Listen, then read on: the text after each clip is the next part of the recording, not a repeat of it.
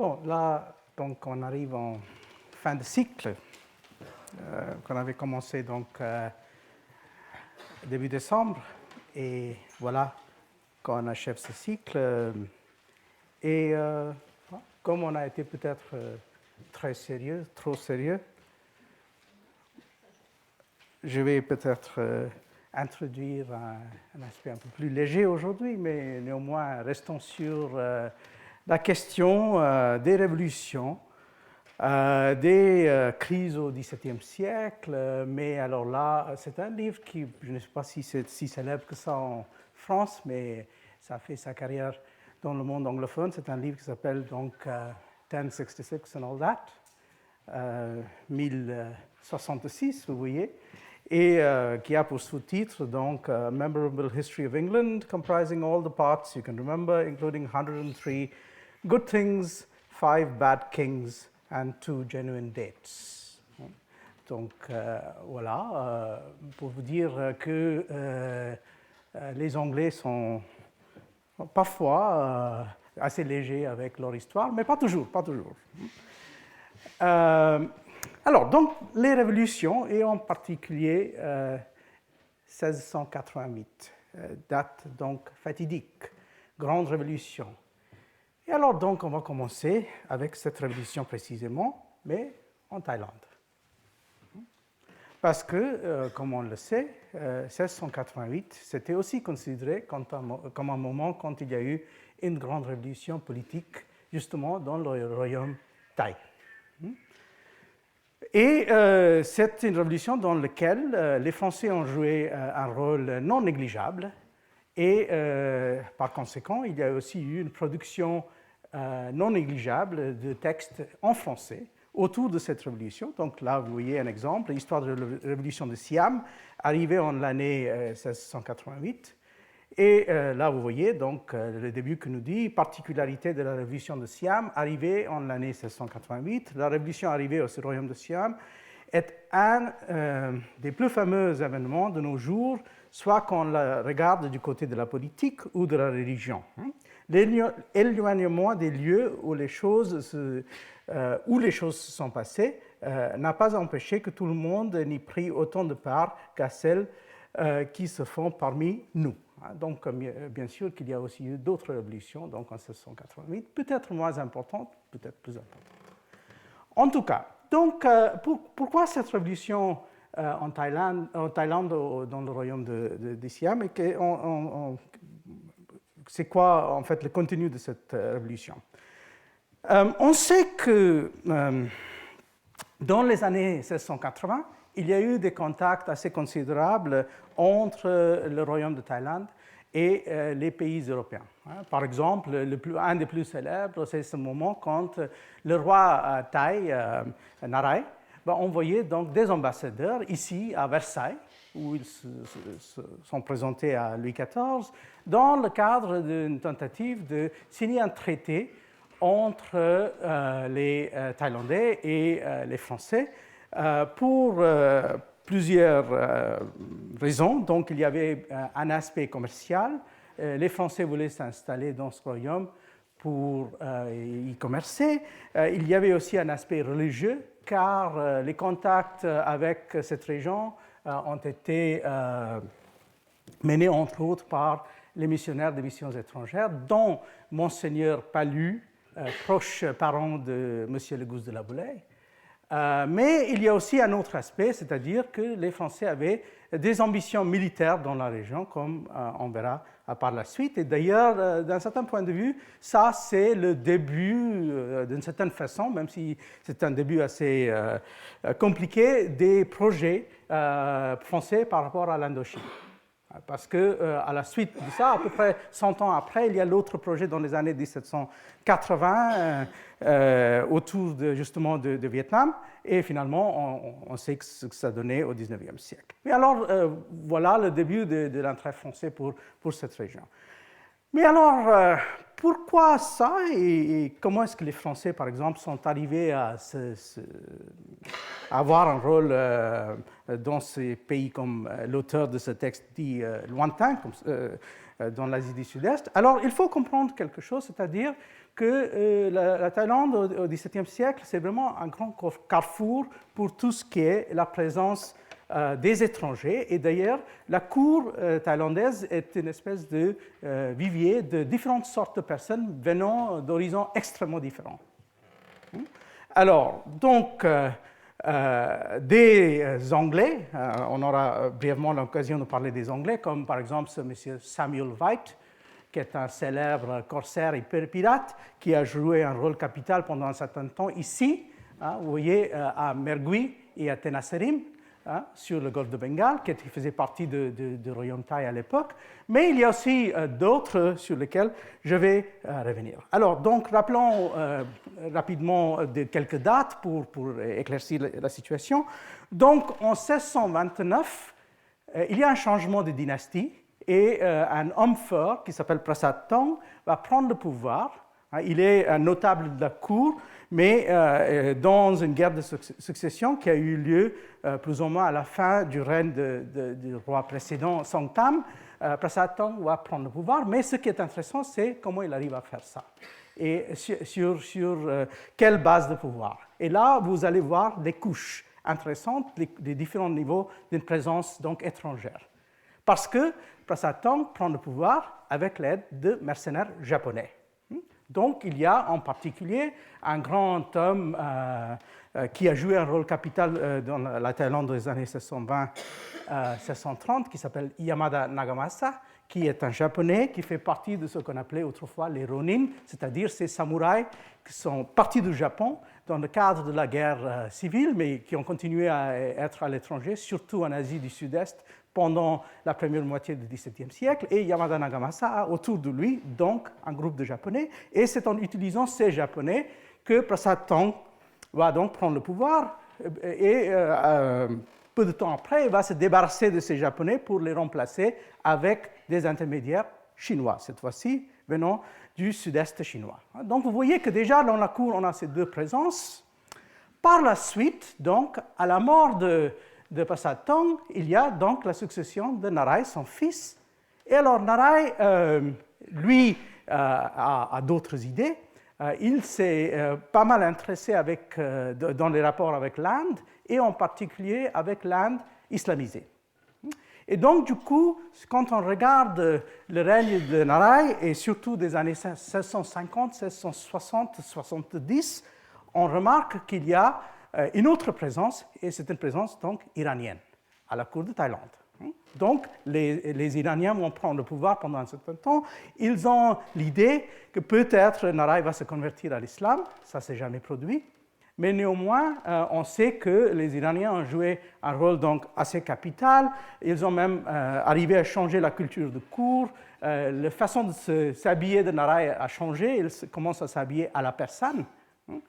Ils commencent à manger du mouton, qui n'était pas tellement dans les coutumes à l'époque, dans la cour. Et donc, il y a toute cette espèce de transformation, cette acculturation, mais cette fois-ci envers autre chose, qui est donc cette présence iranienne. Ça ne veut pas dire que les Japonais ont disparu ou que les Chinois ont disparu, c'est tout simplement une question de couche après couche qui va se présenter. Et donc, en particulier, il y a un homme fort qui s'appelle donc Aka Mohammad Astrabadi, un Iranien, et qui va donc jouer un rôle assez prépondérant à la cour dans les années 1660-1670. C'est à ce moment-là que les Anglais arrivent et commencent à faire leur commerce sur les côtes de Thaïlande. Et donc, les Anglais, au départ, ont rapport avec les Persans, mais petit à petit, les Anglais vont commencer à jouer un rôle de contrepoids. Et là, chose un peu étonnante, c'est-à-dire, dans l'intérieur de cette présence anglaise, arrive un Grec qui s'appelle Constantin Gerakis, qui est un Grec qui avait été à Londres, qui avait donc été converti manifestement à l'anglicanisme, et donc qui est arrivé justement avec ce monsieur-là, Samuel White, qui était devenu, donc vous voyez ici, Shahbandar de Tenasserim, donc, qui était devenu plus ou moins le chef du port de Tenasserim dans les années 770. Ce grec, Gerakis, peu de temps après, va décider de changer son identité, de redevenir grec en quelque sorte, c'est-à-dire il va changer son nom et il va prendre ce nom assez curieux qui est de Pholkon. Parce que Gerakis veut dire faucon. Mais au lieu d'écrire faucon, normalement, il écrit ça un peu à la grecque avec le PH. Et donc, en tant que Pholkon, il commence à grimper dans l'hiérarchie à l'intérieur de la cour. Donc, vous voyez maintenant, on a une cour où il y a donc la présence japonaise, la présence chinoise, la présence iranienne et la présence anglaise, dans laquelle il y a un grec qui se glisse et qui, petit à petit, va devenir ce qu'on appelle Phraklang, qui va devenir donc plus ou moins le vizir de Narai. Alors, donc, il est là à partir de 1675, mais comme je vous ai dit, il change, Pholkon, avec le temps. Tout d'abord, il se convertit, il devient catholique, pour différentes raisons, entre autres parce qu'il se marie avec une luso-japonaise, avec une femme qui est d'ascendance en partie portugaise et en partie japonaise, et qui s'appelle Maria Guiomar. Et donc, à partir de ce moment-là, il a des rapports avec les missionnaires. Et donc, vous voyez qu'on a pas mal de ces lettres signées ici, Pholkon. Et ce sont des lettres écrites dans un portugais un peu boiteux. Il n'a pas d'idée très claire de genre, entre autres, il faut dire. Mais néanmoins, c'est écrit dans un portugais et dirigé à plusieurs personnes. Ça, ce sont des lettres de 1680. Des gens dans l'hiérarchie religieuse, des gens dans l'hiérarchie aussi de la compagnie française, etc. Et donc, c'est dans ce cadre que finalement, Pholkon va décider de faire quelque chose qui est assez risqué, c'est-à-dire de faire monter un coup d'État pour complètement écarter les Iraniens. Et pour faire ça, il va demander aux Français de venir s'installer dans 2 forteresses au Thaïlande qu'il va leur donner. Donc, une forteresse qui est sur le site de Mergui et l'autre, d'ailleurs, sur le site qui va devenir plus tard Bangkok. Et alors, donc, les Français sont installés là. Ici, vous voyez la forteresse à Bangkok des Français. Mais il a mal calculé sur le fait que là, finalement, les Thaïlandais, la noblesse thaïlandaise ne peut plus supporter ces espèces d'être tirés dans un sens et dans un autre. Donc, il y a une espèce de réaction de la noblesse thaïlandaise qui va se monter contre Pholkon d'une façon assez sanglante. Le roi, à l'époque, est malade, Narai, et donc une série de hommes forts thaïlandais vont donc prendre le dessus et tout d'abord, ils vont donc mettre en prison Pholkon, ensuite il sera décapité. Les Français seront donc expulsés par la suite de leur forteresse et on aura donc à la mort de Narai peu après la succession d'un homme fort qui va fonder une nouvelle dynastie, c'est donc Phetracha en juillet 1688. Voilà la révolution thaïlandaise. Donc, c'est quoi le résultat de cette révolution? En effet, il y a tout d'abord changement de dynastie. Ça, c'est une chose. Deuxièmement, il y a une espèce de rejet d'un certain type d'ouverture envers l'arrivée des élites étrangères. C'est-à-dire, il y a une espèce de un autre équilibre qui va se créer entre élite locale et élite étrangère. Parce que par la suite, on va toujours garder, bien sûr, les Japonais, les Chinois, les Persans, etc., mais dans une place mineure.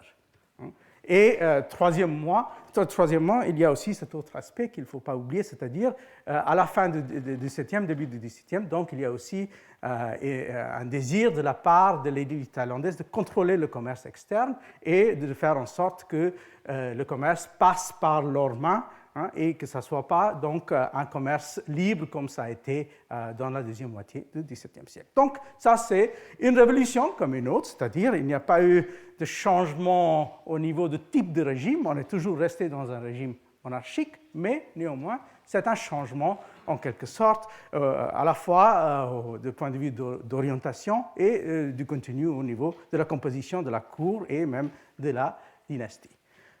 Alors donc ça, c'est une façon d'aborder 1688. Il y a bien sûr d'autres façons d'aborder la même chose, et ça serait donc en prenant d'autres perspectives.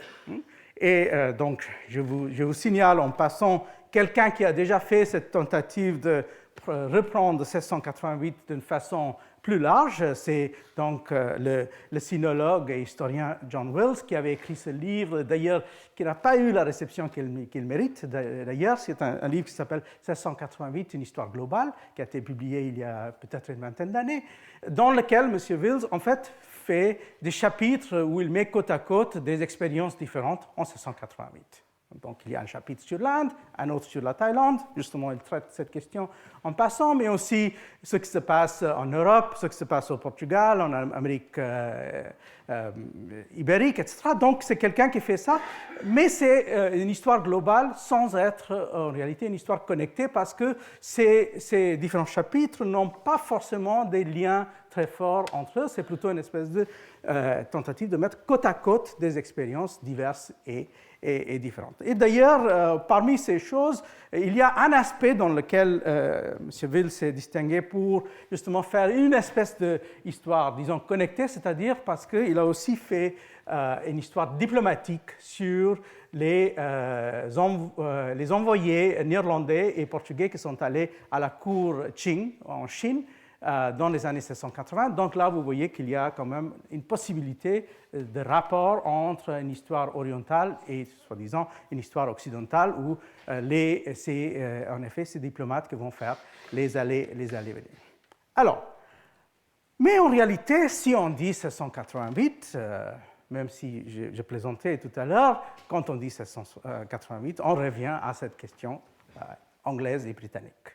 C'est-à-dire, c'est là où on est censé avoir eu la grande révolution, la révolution glorieuse, comme on l'appelle dans l'historiographie anglaise, qui est aussi parfois, comme dans ce livre excellent d'ailleurs, ouvrage collectif, pris un peu comme il faut, c'est-à-dire comme un événement qui est un événement anglo-néerlandais. C'est-à-dire c'est un événement qui ne peut pas être confiné à l'intérieur de l'histoire anglaise, car ça a eu un effet assez énorme sur les Pays-Bas, mais aussi parce qu'un des acteurs principaux, c'est justement Guillaume d'Orange, qui en 1688 va arriver en Angleterre pour donc déplacer son beau-père, Jacques II, pour prendre le pouvoir avec sa femme. Et donc, voilà, vous voyez, donc William et Mary, ici signant un texte, un édit de l'époque. Donc, il y a ce rapport très étroit qui existe entre l'histoire donc, anglaise et l'histoire néerlandaise de ce moment. Alors, il s'agit de quoi? Il s'agit tout simplement, d'un certain point de vue, d'une petite invasion. C'est-à-dire, Guillaume d'Orange va prendre sa flotte, il va arriver ici, à Torbay, en novembre 1688, il débarque là, il y a une certaine résistance, mais il s'avère que Jacques II n'est pas en condition vraiment de résister, car il mène une politique militaire très confuse, parce que aussi quelque chose d'autre qui n'est pas sans importance, c'est-à-dire aussi l'arrivée de Guillaume a déjà été préparée, parce qu'il y a eu énormément de propagande contre Jacques II depuis 3 ou 4 ans. Et voilà donc la question essentielle qui trouble toujours les historiens de l'époque. Et c'est pourquoi ce changement a pu se faire avec aussi peu de violence. Il y a eu de la violence, mais relativement peu. Donc pourquoi aussi peu de violence? Et aussi la question qui se pose, c'est quoi finalement la signification de cet événement de 1688? Voilà donc une question qui trouble les historiens depuis toujours. Il y a des gens travaillant sur l'histoire militaire qui ont traité la question de débarquement à Torbay, une autre tentative qu'il y a eu quelques semaines avant qui a échoué. Mais surtout, il y a donc la grande question qui s'est posée autour de 1688, à la fois pourquoi et quels sont les résultats. Et là, je vous mentionne 2 livres qui posent le problème de façon plus ou moins opposée, qui sont tous les deux relativement récents. Le livre de Tim Harris, qui pose le problème sur une durée un peu plus longue, c'est-à-dire en prenant tout cela, en allant jusqu'à l'autre changement de dynastie avec l'arrivée des Hanovériens en Angleterre. Donc la fin de la dynastie, pas seulement de Stuart et Orange, en gros. Et il y a cet autre livre qui est beaucoup plus provocateur, et je vais donc dire quelques mots sur ce livre parce que c'est un bon point de départ pour comprendre comment, même aujourd'hui, les historiens de l'Angleterre ont tendance de prendre cet événement et son contenu. C'est écrit donc par un historien américain de Yale, Steve Pincus, et si vous regardez le sous-titre déjà, il y a une provocation là. Parce qu'il dit que 1688, c'est la première révolution moderne. Et en quoi est-ce qu'il s'agit de la première révolution moderne? Parce que cela veut dire, à la fois, il faut qualifier ça en tant que révolution moderne, et il faut bien sûr aussi disqualifier les révolutions qui se sont passées avant ou au même temps. Par exemple, bien sûr, je pense que si on disait à M. Pincus, est-ce que vous considérez que la révolution à Thaïlande en 1688 était une révolution moderne? Il n'aurait même pas pu penser à ça probablement. Parce que manifestement, les révolutions modernes, pour un certain type d'historiographie, peuvent se passer qu'en Occident. Voilà, donc vous aviez ça, cette tentative de dire, voilà, 1688, la première révolution moderne. Et c'est quoi la thèse? La thèse, c'est en fin de compte assez simple. La thèse, c'est la suivante. Donc, vous voyez que Charles II revient de la France après cet épisode de Cromwell qu'on avait traité il y a 2 semaines. Et pendant à peu près 15 ans ou 20 ans, il reste plutôt sage. Il ne fait pas énormément de choses pour bousculer les choses, mais vers la fin de son règne, il commence quand même à démontrer certains signes de centralisation. Mais en fait, il y a une grande accélération dans les années 1680 quand le frère de Charles II, Jacques II, va prendre le pouvoir. Donc Jacques II a un certain nombre de qualités qu'il faut prendre en compte. Tout d'abord, c'est un homme qui a des ambitions assez démesurées. Deuxièmement, c'est quelqu'un qui est catholique. Et il n'est pas seulement catholique, il est ouvertement catholique. Donc ce que ça veut dire, c'est qu'avec quelques dizaines de milliers de catholiques qui restent en Angleterre au début de son règne, il va essayer de transformer l'Angleterre en pays catholique. Alors, donc, selon Pincus, il y a une ancienne historiographie qui pose les choses de la façon suivante, donc qui pose les choses comme si Jacques II serait quelqu'un d'extrêmement conservateur qui avait envie de, pour ainsi dire, de ramener l'Angleterre vers le Moyen-Âge, donc vers une espèce qui avait un projet plutôt ringard, etc. Tandis que finalement, la révolution de 1688, c'est moderne dans le sens qu'on se libère enfin de ces vieilles querelles religieuses pour aller vers, et donc, pas seulement une économie moderne, mais aussi vers une société moderne. Alors, la différence avec Pincus, c'est que Pincus nous propose qu'en effet, ce qui est en jeu en 1688, c'est 2 projets de modernisation. Donc, il y a un projet de modernisation, comme il dit, de modernisation catholique, et il y a un autre projet de modernisation tout court. Donc, c'est quoi? Vous remarquez qu'il ne s'est pas considéré comme une modernisation protestante, mais de modernisation. Alors, c'est quoi la différence? Donc, pour lui, Jacques II est fasciné par Louis XIV. Donc, il a passé beaucoup de temps en France. Il prend Versailles et la cour de Louis XIV comme son modèle. Il a envie, selon Pincus, de transformer l'Angleterre dans une espèce de version plus ou moins à son échelle de la France de Louis XIV. Et pour cela, donc, il veut affirmer son absolutisme, il veut affirmer aussi un pouvoir centralisateur, il veut aussi faire en sorte que l'armée anglaise soit beaucoup plus importante. Et il a aussi envie de faire quelque chose, c'est-à-dire, comme dans la France de Louis XIV, il a aussi envie de mettre en place un système dans lequel les marchands ne seront pas trop importants. Donc, où, en effet, les marchands auront un rôle plutôt secondaire dans cette société qui deviendrait en quelque sorte une société moins commerciale par rapport à la société qui a fait, qui était émergée donc à la fin de la guerre civile anglaise. Et alors, donc, selon M. Pincus, donc, de l'autre côté, on a un projet qui est vraiment un projet modernisateur dans la mesure où c'est basé sur le capitalisme commercial. Donc, il y a deux projets, une qui aurait pu être un projet aussi intéressant et aussi peut-être aurait pu donner un autre type de modernité, mais celui qui a triomphé pour lui, c'est un projet où donc, le capitalisme commercial, le rationalisme donc, capitaliste, et aussi, en quelque sorte, un type de sécularisme dans lequel la religion deviendrait totalement secondaire dans la politique. Voilà le projet qui est prôné et soutenu pour lui par Guillaume III et les gens autour de Guillaume III. Alors donc, en quelque sorte, pour lui, la révolution de 1688, c'est le rejet du modèle français. Et par contre, le soutien donné à un autre projet qui serait un projet donc qui va finalement produire la révolution industrielle. Donc, pour lui, en quelque sorte, la révolution industrielle, c'est déjà présent en embryon en 1688, car on a déjà, à ce moment-là, libéré le capitalisme commercial qui va finalement donner le capitalisme industriel. Voilà donc sa façon de présenter les choses.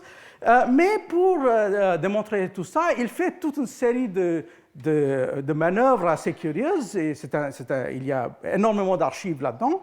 Mais par exemple, il y a aussi eu beaucoup de critiques. Et les critiques, par exemple, ont démontré qu'il y a pas mal de points aveugles, disons, dans cette analyse. Tout d'abord, il évite presque totalement de parler du contenu protestant du projet de Guillaume III. C'est comme si Guillaume III était un homme moderne sans religion. Et c'est un espèce d'acteur purement, disons, machiavélique. Et alors, donc, il y a ça. Deuxièmement, il évite de parler des rapports entre l'Angleterre, l'Écosse et l'Irlande. Ce qui est quand même assez important dans cette affaire parce que la résistance, finalement, menée par Jacques II va avoir lieu plutôt, par exemple, en Irlande. Troisièmement, il n'y a même pas de contexte européen en allant en dehors de ce rapport avec l'Angleterre. Entre l'Angleterre et la France. Et d'ailleurs, je vais revenir justement à cette question-là. Est-ce qu'il y a un contexte plus large pour expliquer tout d'abord pourquoi Guillaume III a voulu faire ça? Pourquoi est-ce qu'il a décidé de débarquer et prendre l'Angleterre? Et comment est-ce qu'il est arrivé à avoir le soutien d'un certain nombre de personnes aux Pays-Bas qui ont donc financé son projet? Et quel était finalement le projet, à part le projet, disons, capitaliste et millionnairiste presque, de libérer l'Angleterre de la religion pour la mener vers un avenir donc laïque. Alors, bon, il y a plusieurs façons de prendre ces choses-là, mais je vais en fait prendre ça par une voie un peu compliquée, mais j'espère que vous allez voir pourquoi j'ai envie de passer comme ça. Rappelons donc que le contexte, donc ce qui s'est passé juste avant 1688, c'est un moment extrêmement difficile dans les rapports entre protestants et catholiques en Europe. Donc, par exemple, il y a eu quand même ce moment extrêmement crucial qui est la révocation de l'édit de Nantes, où Louis XIV donc, va présenter une analyse assez curieuse de ce qui s'est passé dans le cadre de l'édit de Nantes, dans lequel il dit que Henri IV n'avait pas vu ou conçu l'édit de Nantes comme quelque chose qui resterait sur place, mais plutôt comme une espèce d'arrangement temporaire pour apaiser les esprits, et qu'Henri IV aurait finalement lui-même, s'il avait le temps, fait en sorte que la France deviendrait plus ou moins totalement catholique. Et donc, qu'en quelque sorte, il est en train de mettre en œuvre ce qui aurait été le vrai projet d'Henri IV, sauf que ça n'a pas été articulé comme ça à l'époque. Mais donc, vous voyez, donc, il y a cet édit qui a des conséquences assez importantes. je vais énumérer deux conséquences, c'est-à-dire tout d'abord, ça va poser un certain nombre de problèmes pour les missionnaires en Asie, parce que quand les missionnaires se présentent ailleurs, et ils sont obligés d'expliquer le fonctionnement, le niveau de tolérance du roi de France. Par exemple, les missionnaires français qui se retrouvent dans la cour de Chine, où ils ont demandé à Kangxi, l'empereur chinois, de leur donner un édit permettant les chrétiens et les missionnaires chrétiens de fonctionner dans ce royaume. C'est ce qu'on appelle l'édit de tolérance de Kangxi. On a aussi, au même moment, besoin d'expliquer pourquoi on n'a pas ce niveau de tolérance, même envers les protestants dans leur propre royaume. Donc, il y a ce problème qui se pose. Mais, bien sûr, il y a un problème qui est beaucoup plus important, c'est le fait qu'il y a une fuite des Huguenots de la France à l'époque. Et parmi ces gens, il y a précisément les personnes qui se sont installées en Angleterre. On peut mentionner un certain nombre de personnes, mais il y a une personne que je vais quand même juste mentionner parce qu'il a un rapport assez intéressant avec tout cela.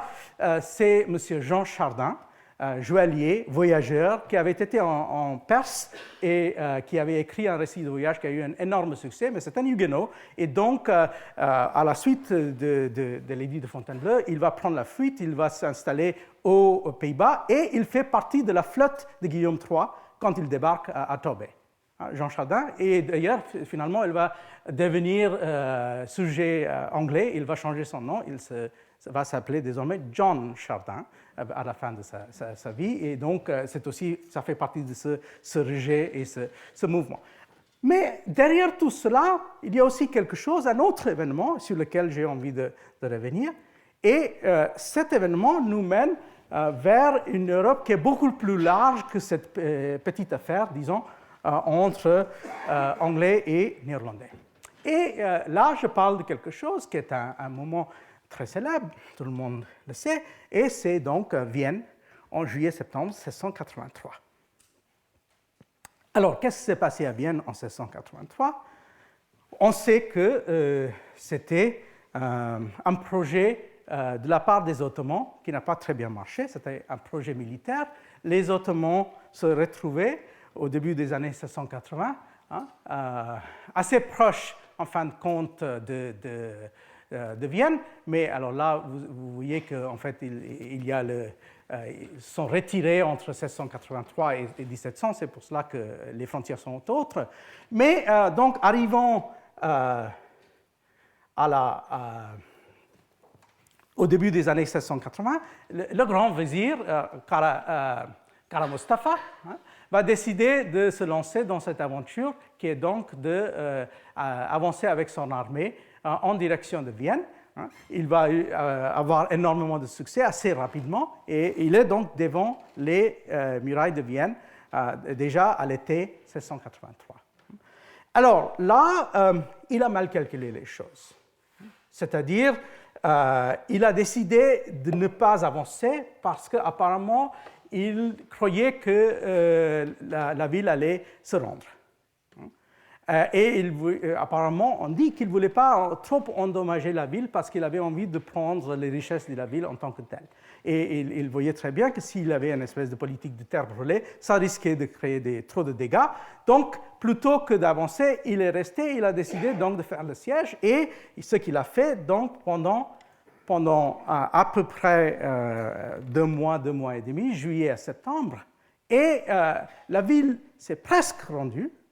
Donc, il y avait les gens à l'intérieur étaient assez mal placés. Il y avait beaucoup de faim. Il y avait aussi de problèmes de maladies, etc. Et les Ottomans avaient plus ou moins miné les murailles. Donc, en fait, il restait que le coup de grâce. Que là, il y a eu un retournement. Et le retournement, c'est en effet que le roi de Pologne, Jan Sobieski, qui, depuis très longtemps, tout en étant catholique, avait été plus ou moins allié, ou sinon allié, pas ennemi des Ottomans, a décidé de changer de son côté, et il est arrivé donc avec ses forces, et l'arrivée de cette armée polonaise, entre autres, a finalement changé la situation, et les Ottomans ont été donc obligés de se retirer, et en se retirant donc progressivement dans les 15 ans ou 16 ans qui ont suivi, ils ont été obligés de se retirer de plus en plus, et finalement, quand ils ont signé le traité de Karlowitz en 1699, en fait, ils ont perdu tout un bout de territoire donc en Europe centrale, ce qu'ils n'allaient jamais reprendre par la suite. Alors, ce moment-là, Vienne, en 1683, est souvent présenté comme un moment extrêmement important et dramatique dans l'histoire occidentale, même trop dramatique, moi je dirais. Par exemple, prenez le cas de ce petit texte écrit par Arnold Toynbee, dans lequel il nous dit qu'en effet, Vienne, en 1683, il le compare avec Stalingrad, pas moins. Donc, il le compare avec Stalingrad, et il nous dit que, en effet, que l'Occident, il y avait toujours ce rapport dans lequel l'Occident avait été assiégé par l'Orient, et surtout par le monde islamique, etc., et que, en effet,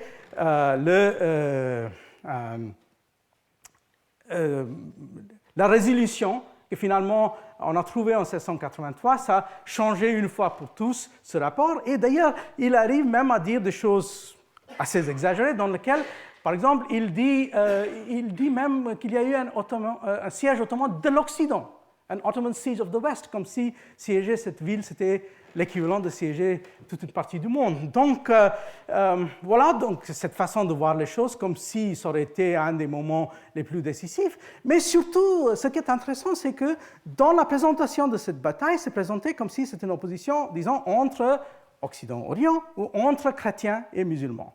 Mais à l'époque, en fait, ce n'était pas comme ça qu'on voyait les choses forcément. Parce que, par exemple, les Français n'ont pas pu participer dans cette bataille, et d'ailleurs, ils étaient très ambigus envers cette bataille. Pourquoi? Parce que l'allié des Français était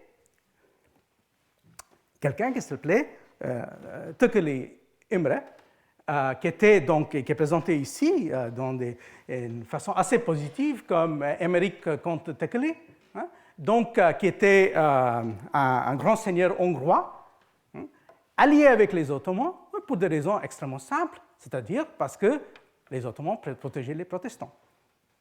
Alors, donc, ce qu'on voyait dans cette bataille, c'était protestants alliés avec les Ottomans contre les catholiques, et même pas tous les catholiques, parce que les Français ont décidé de ne pas participer dans cette bataille. Et d'ailleurs, on dit, surtout les historiens des relations internationales, qu'une des raisons pour l'édit de Fontainebleau, c'était parce que Louis XIV était tellement mal à l'aise après la bataille de Vienne, qu'il a eu en quelque sorte besoin de surcompenser envers la papauté parce qu'il n'avait pas participé à cette bataille, et donc il a décidé de montrer combien il était dur envers les protestants. C'est une raison parmi d'autres, mais néanmoins c'est une conjoncture qui se présente comme ça. Alors donc les Français qui en fait, dans ce contexte-là, sont plutôt pour. Je vais citer juste brièvement ce petit texte-là qui est sorti en 1685, écrit par quelqu'un qui a participé dans la bataille, un Écossais catholique qui s'appelle Alexander Tyler. C'est un petit poème qui dit, alors je vous livre le début. Base apostate rebel, Count Tekli by name, all Christendom's scandal, Protestants' shame. To find his imperial landlord new work, divorced all religion, strict match with the Turk. Quit cross for a crescent, the sun for the moon, the truth for a turban, takes Mecca for Rome. Donc, vous voyez que c'est le comte Tekeli qui a, selon cet écrivain écossais, un comportement assez scandaleux parce qu'il a échangé la vérité pour un turban et il a confondu la Mecque avec Rome parce que voilà ce qu'on fait quand on fait des alliances avec les musulmans. Mais en tout cas, ce qui est intéressant, c'est que donc cette opposition Occident-Orient ou chrétien contre musulman n'était absolument pas claire à l'époque. Et on peut même aller au-delà de ça. En 1684, 85, 86, quand on lit des choses écrites dans la correspondance des uns et des autres en Angleterre, en fait, en Angleterre, en général, le siège de Vienne est pris comme un événement majeur négatif. C'est-à-dire que le fait que les Ottomans ont perdu, c'est considéré comme quelque chose qui va porter tort à l'Angleterre. Pourquoi? Parce que les catholiques vont devenir trop forts et il y a même des bruits qui courent en Angleterre que finalement il y aurait une alliance entre Louis XIV et Léopold, les Habsbourg, et que ça va donner donc une espèce d'énorme poids aux catholiques. Et on sait que les espions de Guillaume III, qui étaient à Vienne, ont même rapporté des nouvelles chez lui en lui disant qu'il y avait une vraie menace parce qu'il y avait cette transformation possible. Et il semble d'ailleurs maintenant de plus en plus possible qu'une des raisons finalement qui a poussé Guillaume III vers cette invasion, c'est le fait qu'à la suite du siège de Vienne, il se retrouvait dans une situation où il se voyait menacé de plus en plus par un poids catholique prépondérant, et pour lui, donc, la solution était de prendre l'Angleterre. Voilà donc un lien possible. Je ne vous dis pas que c'était l'aspect déterminant dans l'affaire. Je ne dis pas non plus que ces bruits étaient toujours pris comme argent comptant, mais c'est assez surprenant de regarder combien de personnes, par exemple, des pasteurs dans les églises de l'Angleterre qui disaient qu'ils s'inquiétaient plus pour le sort des Hongrois que pour ce qui s'est passé, par exemple, aux Amériques au même moment. Ou des choses comme ça. Donc, en fait, il y a eu tout un mouvement des protestants et qui a donc, en fin de compte, donné un soutien à cette invasion de Guillaume III avant qu'il n'ait eu lieu. Alors, en fait, cette histoire a eu des échos assez considérables un peu partout en Europe et même dans des endroits où on ne le soupçonne pas. Regardez par exemple ce texte-là, qui est sorti donc en 1684, un an après Vienne, et c'est un texte en portugais, qui s'appelle Eclipse da Lua Otomana, donc l'éclipse de la lune ottomane, o compêndio histórico de todos os sucessos desta última guerra contra os otomanos. Et donc là, vous aviez Léopold, et vous aviez aussi Jan Sobieski, Jean III, roi de Pologne. Et dans ce texte-là, en fait, l'auteur nous dit qu'en effet, maintenant, on voit venir pas moins que la fin du monde.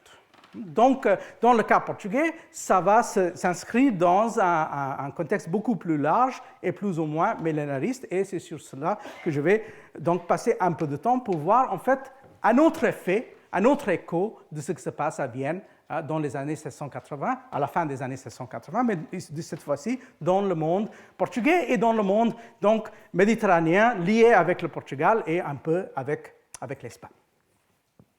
On sait qu'il y a eu à l'époque pas mal de ces textes qui ont été publiés, notamment par quelqu'un qui s'appelle José Freire de Monterrey Mascarenhas, qui était un Portugais qui est très, très actif dans l'imprimerie, qui a publié pas mal de ces pamphlets, surtout portant sur l'Empire ottoman. Par exemple, ça, c'est un texte assez curieux que j'avais discuté autrefois, qui s'appelle Emblema Vivente, qui parle donc d'un monstre qui est paru dans l'Empire ottoman, un monstre qui a donc ce croissant sur sa tête, vous voyez la croix ici, et qui annonce donc la fin de l'Empire ottoman et finalement une espèce de paix universelle sous domination chrétienne qui va se produire donc à la fin du XVIIe siècle.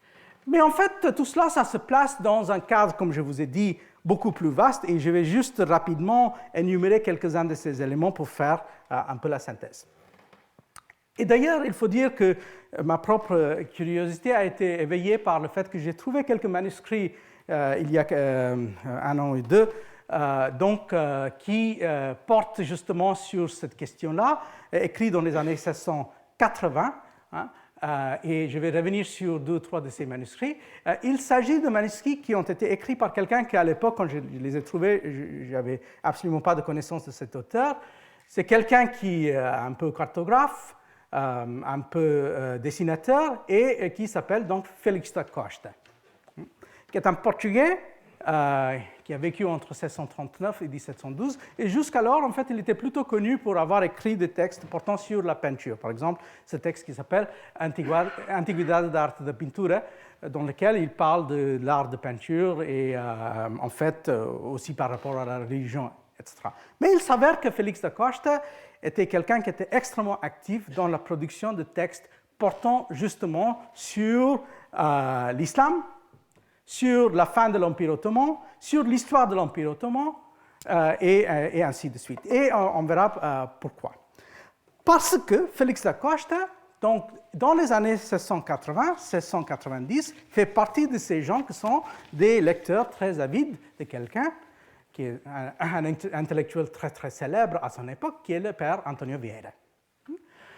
C'est qui le père Antonio Vieira? Je vous rappelle, c'est un personnage luso-brésilien qui a été jésuite, qui a eu, malgré ça, pas mal de difficultés avec l'Inquisition parce qu'il avait des idées assez hétérodoxes et qui a beaucoup écrit sur des questions portant sur le rapport entre religion et politique à la fin du XVIIe siècle, notamment ce texte qui est Histoire du Futuro, l'histoire du futur, mais il a aussi écrit d'autres choses portant sur ce qu'il appelait, et c'est quand même une phrase assez parlante, le Cinquième Empire, ou Quinto Imperio.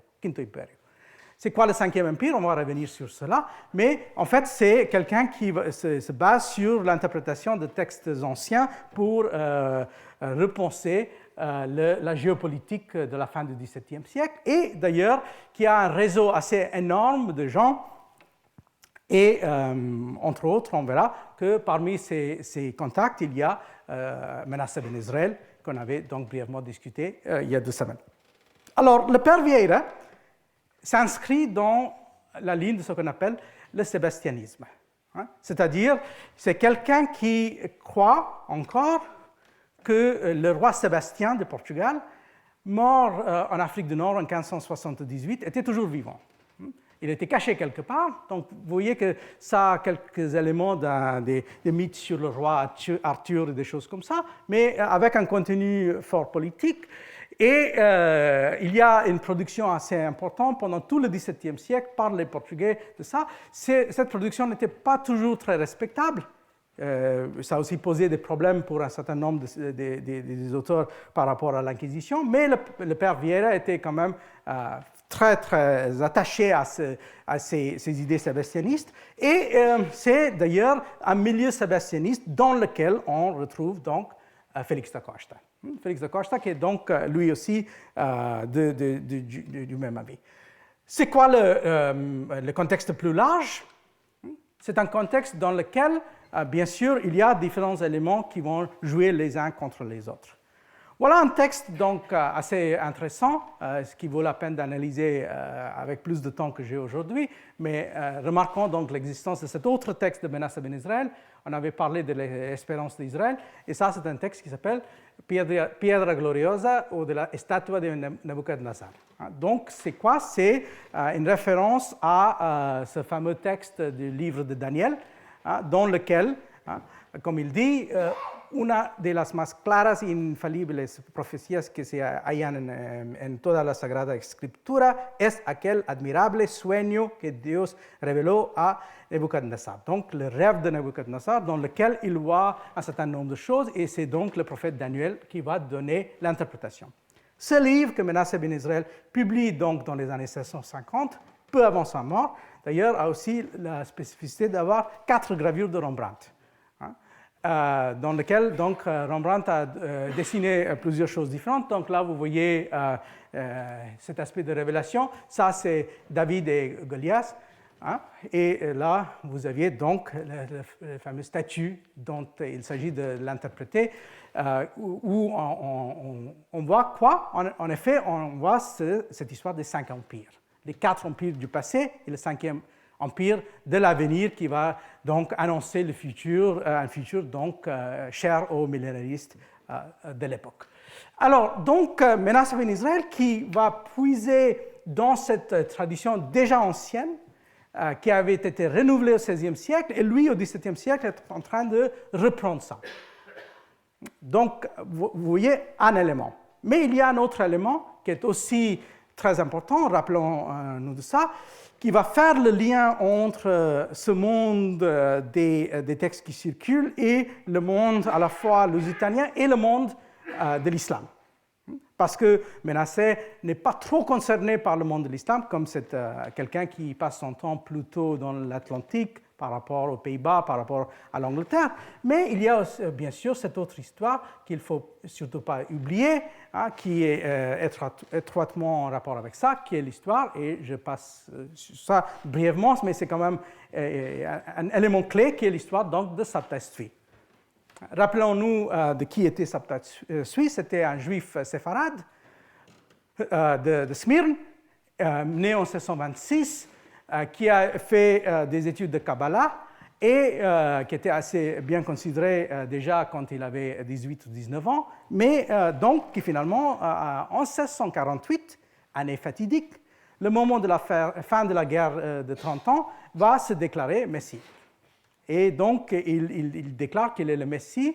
Vous voyez ici, il y a ça c'est un texte néerlandais, Fed Meinden Messias de Jode, et donc qui va pendant à peu près 18 ans, entre 1648 et 1666, circuler entre plusieurs endroits de l'Empire ottoman. Il est au Caire, il est à Constantinople, etc.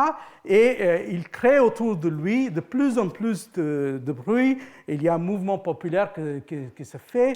Il y a énormément d'inquiétudes parce qu'on dit qu'il va finalement détruire l'Empire ottoman. Et enfin, en 1666, le sultan va décider, et ses vizirs vont décider donc de prendre des mesures contre lui. Il sera donc mis en prison et au bout d'un certain temps, après un passage mystérieux dont on ne connaît pas vraiment les détails, il décide de se convertir à l'islam.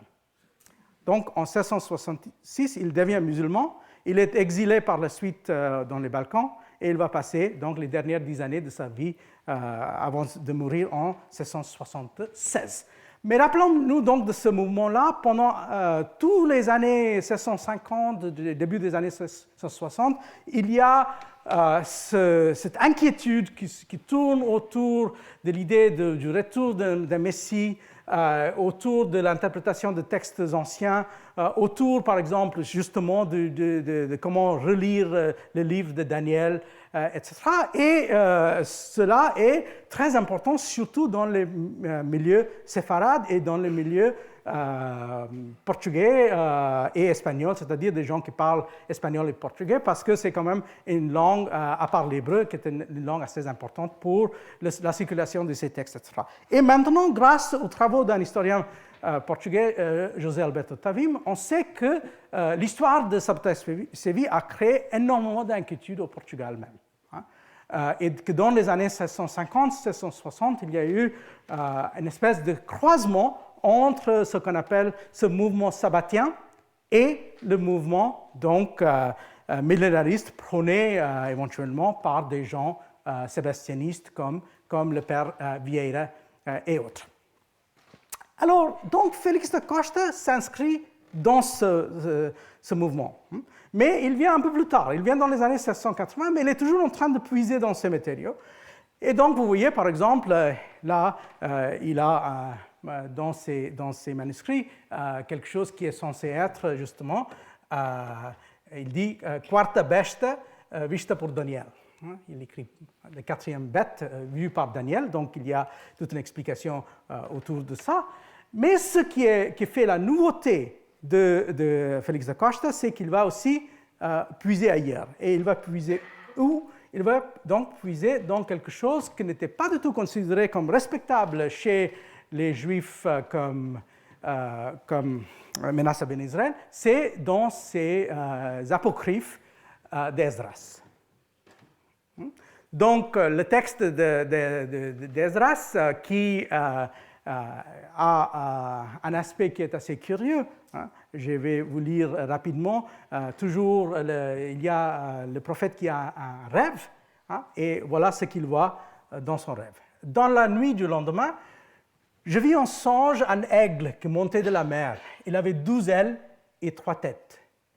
Il s'envola avec ses ailes dans toute la terre, tous les saints du ciel soufflaient sur lui et les nuées se rassemblaient sur lui.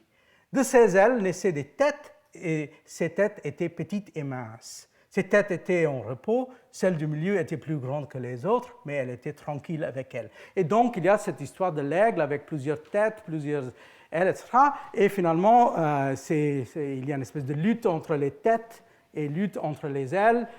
Et finalement, ça va donner un résultat où il y aura une espèce d'aigle relativement réduite qui va rester à la fin et un lion qui va sortir du forêt en rugissant et donc en disant à l'aigle d'aller en quelque sorte se calmer.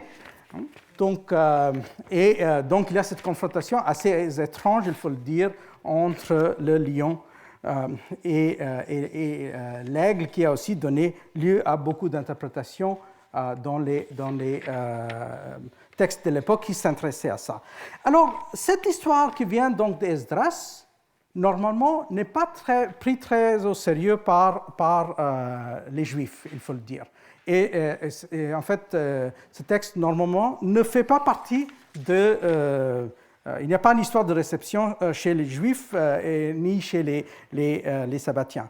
Mais c'est pris très au sérieux par le père Vieira et c'est aussi pris très au sérieux manifestement par Félix da Costa. Et voilà, vous voyez un peu comment il présente les choses très rapidement. Je vous prie de m'excuser pour la qualité de cette image, parce que ça, c'est l'aigle au début. Vous allez voir que ça devient un peu plus clair.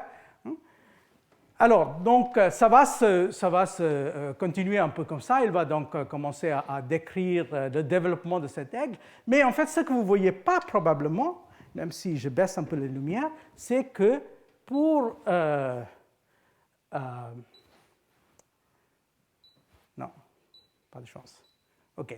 Pour Félix da Costa,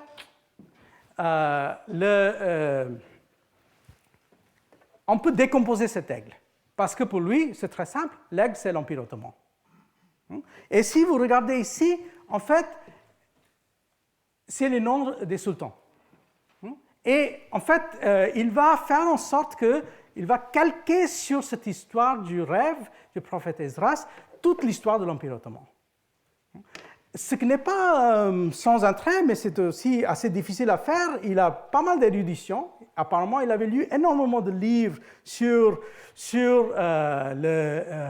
l'Empire ottoman pour pouvoir faire ça. Donc, vous voyez, les deux têtes qui commencent à avoir une lutte internecine, pour ainsi dire. Et donc, finalement, pour arriver à ça, mais ce qui n'est pas sans intérêt, c'est comment il va résoudre le problème. Parce que là, vous avez ce qui reste de l'Empire ottoman. Et si vous regardez ici, vous ne voyez pas encore très clair, on voit écrit « O encoberto ». C'est qui? C'est Dom Sébastien. Alors, donc, pour lui, la résolution de l'affaire, c'est la fin de l'Empire ottoman qui est produit par le retour du roi Sébastien. Et donc, le lion n'est autre que le roi Sébastien. Et la fin de l'Empire ottoman est donc prédit dans ce texte. Et pour faire cette démonstration, il faut dire, il se livre à un exercice assez compliqué où il va nous raconter dans son texte toute l'histoire de l'Empire ottoman depuis sa fondation et même avant avec les Seljouks, en puisant sur le texte de Richard Knowles, en puisant sur le texte de Leunclavius, mais aussi, par exemple, d'un auteur anglais que je ne connais pas, qui s'appelle apparemment John Percival Egmont, qui avait été ambassadeur envoyé anglais à Naples et qui apparemment aurait écrit un texte perdu sur l'histoire de l'Empire ottoman. Et alors donc, en puisant tout cela, il nous fait ce texte pour finalement l'encadrer dans ce contexte millénariste. Alors, j'arrive donc à la fin. Vous voyez donc en prenant un événement encore, comme on avait fait la dernière fois pour le dessin occidental, cette fois-ci autour de 1688, ce que j'ai essayé de vous montrer, c'est qu'en fait comment, avec ces déplacements latéraux, avec les traces textuelles, on peut quand même arriver à voir qu'il y a des réseaux beaucoup plus compliqués est beaucoup plus subtile qu'on voit parfois, c'est-à-dire même si on n'arrive pas à dire qu'on explique la révolution de 1788 en Angleterre à partir de ce qui se passe à Vienne, je pense qu'on ne peut pas faire comme si les événements en Europe dans les années 1780 et donc à fortiori aussi aux Pays-Bas et finalement en Angleterre n'ont rien à voir avec cette histoire plus large qui va au-delà de ça. Et on voit également que ça a des effets sur les calculs, ça a des effets assez bizarres sur des mentalités assez diverses, comme on voit chez les milieux sébastianistes et autres, et même des gens qui, en fin de compte, n'étaient pas très concernés par l'affaire, parce que qu'est-ce que les Portugais, finalement, avaient à faire pour résoudre le problème de l'Empire ottoman à la fin du XVIIe siècle? Pas grand-chose. Mais ça trouble encore les esprits, il y a des traces qu'on trouve un peu partout. Alors, vous voyez que depuis le départ, mon souci était d'aller au-delà de cette espèce d'histoire comparée qu'on a toujours pratiquée. Hein. C'est-à-dire l'histoire comparée qui est devenue une espèce de façon classique de faire l'histoire globale, basée sur cette idée de convergence-divergence. Vous voyez qu'il y a plusieurs façons de faire ça, où on voit même un texte comme ça, paru récemment, où l'histoire de l'Europe et la Chine est toujours vue dans cette espèce de va-et-vient, convergence-divergence. Je pense qu'il est beaucoup plus fécond, beaucoup plus intéressant de plusieurs points de vue de reprendre les choses donc, sur un autre biais qui est plutôt donc, celle des connexions, même si les connexions sont parfois un peu inespérées, parfois difficiles à établir. Mais en réalité, si on commence à regarder même l'histoire de la Chine à la fin du XVIIe siècle, si vous regardez par exemple le problème de la frontière russo-chinoise à la fin autour de 1788, parce que les négociations de la frontière russo-chinoise ont été faites en 1788-1789. Ils ont été faits donc par les Russes et les Chinois et les Mandchous, mais il y avait aussi une présence jésuite, il y avait aussi une présence des mathématiques apportées par les Flamands et les Portugais à la cour de la Chine. Donc, même pour résoudre cette question-là, parfois il faut aller assez loin pour trouver des solutions. Et voilà, donc, juste quelques réflexions pour terminer donc, ce cycle. Je vous remercie.